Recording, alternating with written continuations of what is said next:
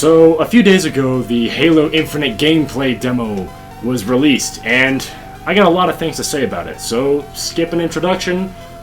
Let me talk about what I like, what I don't like, my nitpicks, and I have some questions. But let's get right into it.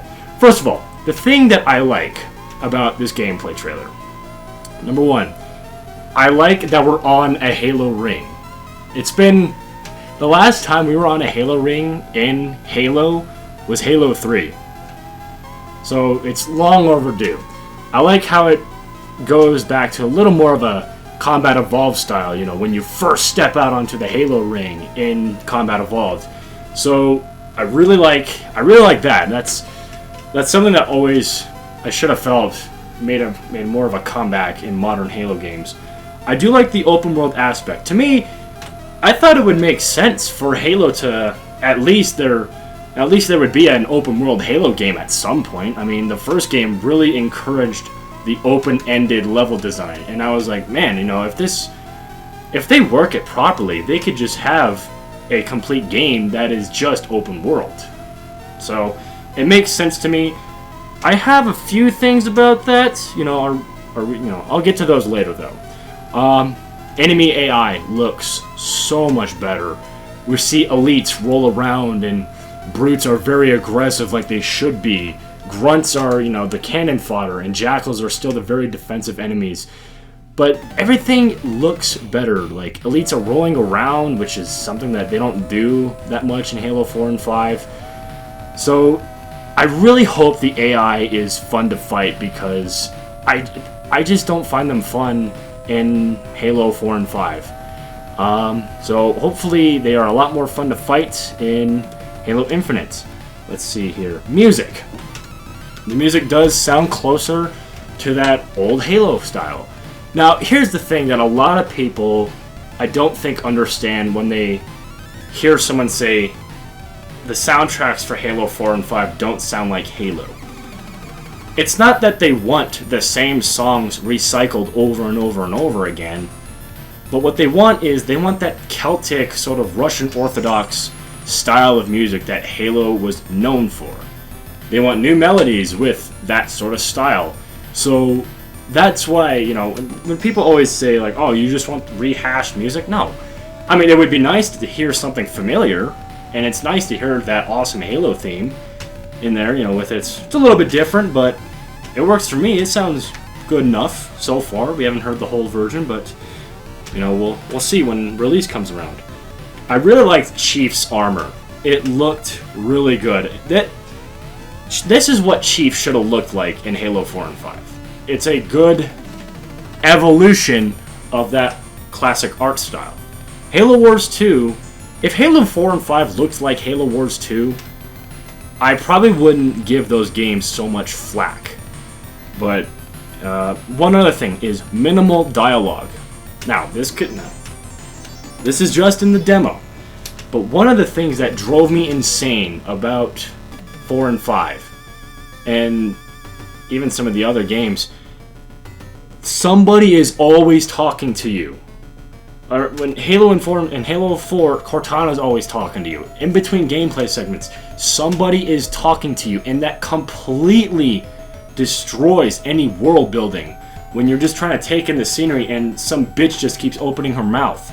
Or in Halo 5, you would be playing Halo 5, and I remember, I don't remember what level it was, but it's when Chief is pulled in by the Guardians, Chief and Blue Team, and I was actually playing this part with my friend, and he had to go take a piss, so we just waited around. I was looking at the scenery, and every like 15 seconds, one of the characters from Blue Team would say like, "Are we gonna get going, Chief?" Like, you're completely ruining immersion by having people talk all the fucking time. One of the best parts about CE and the original trilogy and ODST and even Reach was that talking was necessary. It just gave you the information that you needed. So it allows you to take in the scenery in places, you know, New Alexandria, Mombasa streets. Could you imagine if someone was always blabbering in your ear when you're trying to play Mombasa streets? It would completely ruin the atmosphere of that whole level. Or imagine if in Combat Evolved you're on the level, let's go with Halo, just for convenience sake. If she was talking after every single enemy encounter, and I literally mean every single encounter, it would destroy the whole aspect of taking it in and building the world. One other like I forgot to mention was equipment. Equipment is back, at least, you know, from that one thing where he throws up that bubble shield, like the hat, like the square bubble shield, where you can shoot through it. Look, I mean, it's more like deployable cover, but you know what I'm talking about. So that's what I really like about it. Here's what I don't like about it. I hate the shield recharge visual cue. I like the sound. I'm glad that they brought back the classic energy shield sound, although, you know, it's about time you brought it back. I don't like having all those hexagons on my screen when it does recharge, because that clutters my screen. I don't need it. I just need that audio cue and maybe and that little meter on top to display my shield. That's all I need. You don't need anything else more than that. That's really the only dislike I have. The rest of these are just nitpicks. I hate it. I hate seeing elites using two-handed weapons. It just doesn't look right. I hated it in Halo Reach, I hated it in Halo 4 and 5, and I don't like it here. They're aliens. They should have weapons that look more alien-like. That's why the plasma rifle was so cool, was that it felt more like alien. It felt more alien, I should say. Blech. Brutes holding small weapons with two hands. Like, I can't, if I can find a picture of it, I'll put it up here right now. But there's this shot of this brute holding what looks to be a minuscule pistol for at least a brute, and he's holding it with two hands. It just looks odd, something so small, and he's holding it with two. When you go back and play the older games, you know, brutes are holding plasma rifles and carbines and even shotguns with one hand. Because they're brutes, their strength is just immeasurable. Another nitpick I have, too many burst shot weapons. There was like the things like the Ravager, which just looked like a 3-round burst concussion rifle from Reach. There was that sort of plasma rifle burst weapon that one elite was holding. They didn't show us the BR, but we already know the BR is going to be in the game. Here's the thing. I hope this doesn't make the same mistake that Halo 5 made. Because in Halo 5, there were so many weapons that would track your enemies. There was the Hydra Launcher, the Suppressor, the Bolt Shot, the Needler. I feel like I'm leaving something out, but that might be it. So that's 4 weapons that just track your enemies. And they all just felt the same, you know? The Needler was special in older games because that was the tracking weapon. That was the wild card of the weapon sandbox. So I hope they don't muddy the sandbox like what they did in Halo 5. And I hope weapons have better roles. To be honest, I don't think they're going back to that sort of style, but whatever. So, now let's move on to some of my questions for this game. How are vehicles going to work in this setting?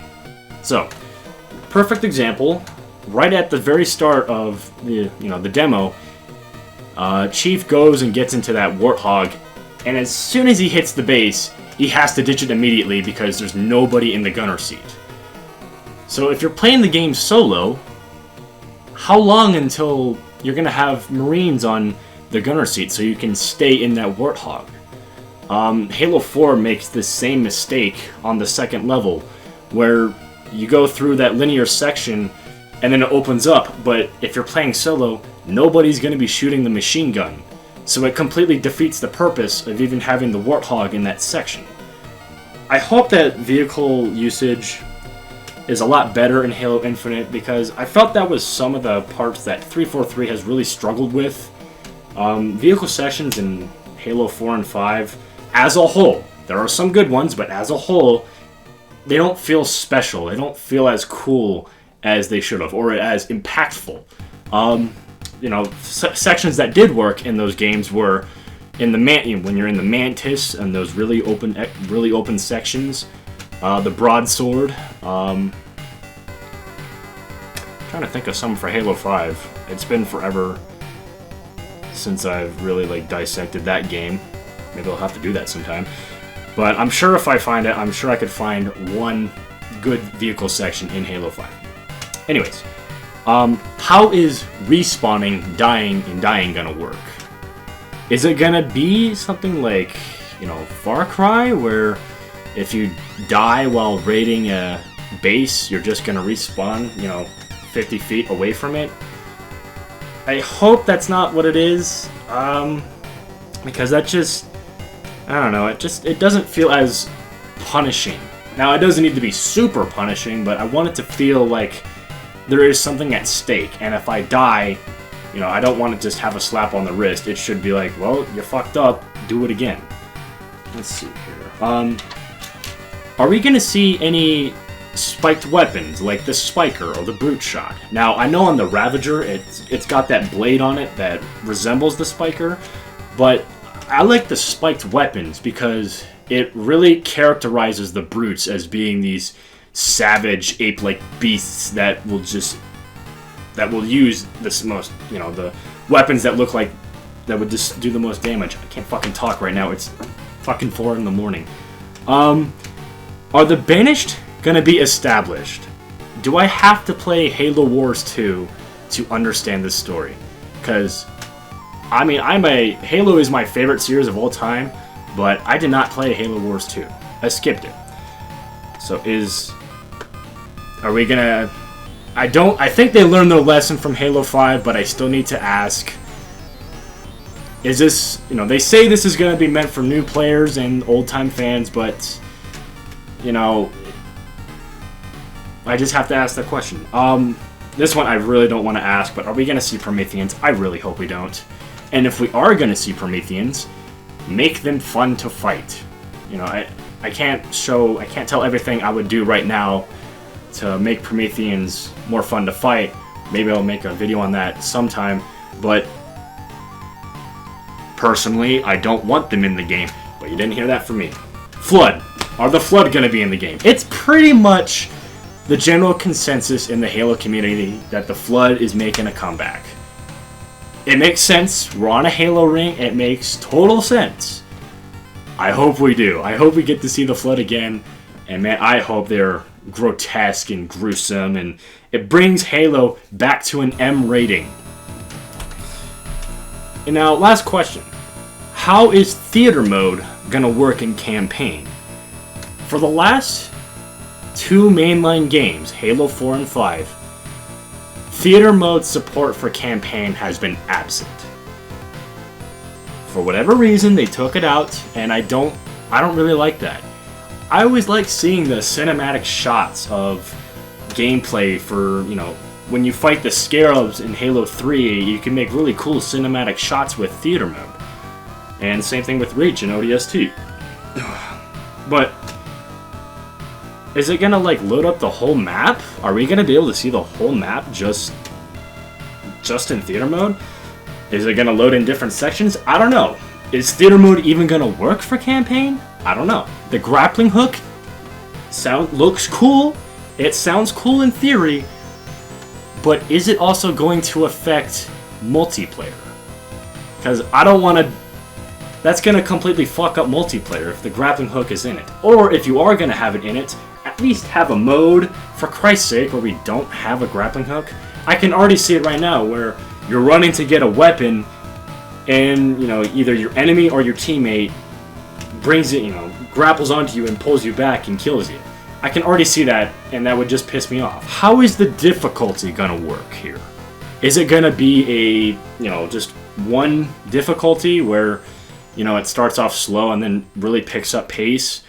Or are we gonna be able to choose our difficulties? I mean, I noticed when I was watching the gameplay, every one of the mission objectives that he highlighted, it was all on normal difficulty. Are we able to pick our difficulty, or are we not? Because here's the thing.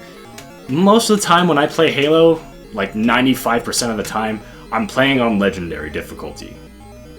I mean, are you really playing Halo if you're not playing on Legendary? And the other 5%, and 4% is like Heroic, and then like maybe like 5%, 0.5% is on normal, and then the other 0.5 is on easy. So I spend a lot of my time on legendary. I want to see because here's the thing.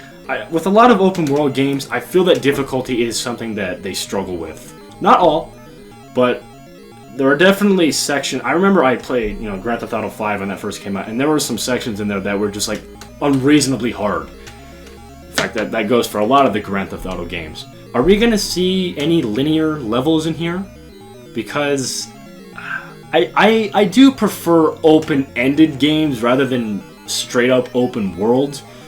I felt that ODST did a really good job with this, where you had like the hub world, which was Mombasa streets, and then you could pick and choose other levels to go, and I thought that was a great idea. So I hope we see some, linear levels in Halo Infinite. I think it would work a lot better for the gameplay flow, rather than just having this empty open world for all of that sort of stuff. So that's about it.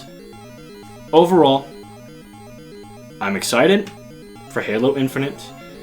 I like a lot of things about this, but I am skeptical about other things, and I'll keep it real with you.